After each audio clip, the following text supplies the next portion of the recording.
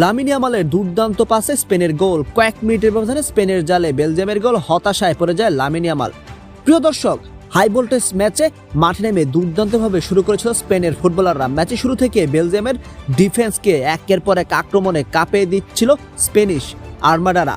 ম্যাচের ঠিক 18 মিনিটে দুর্দান্ত একটি সুযোগ পান স্পেন, তবে ফিনিশিংয়ের অভাবে ব্যর্থ হয় তারা। তবে গোল মিস করল স্পেনের আক্রমণ, কিন্তু দমে যায়নি। ম্যাচের 30তম মিনিটের সময় আসে সেই মহেন্দ্রক্ষণ মাঝমাঠ থেকে বল কেড়ে নিয়ে বিস্ময় বালক লামিন ইয়ামালের সেই দুর্দান্ত পাস, আর তাতেই বেলজিয়ামের জালে স্পেনের গোল।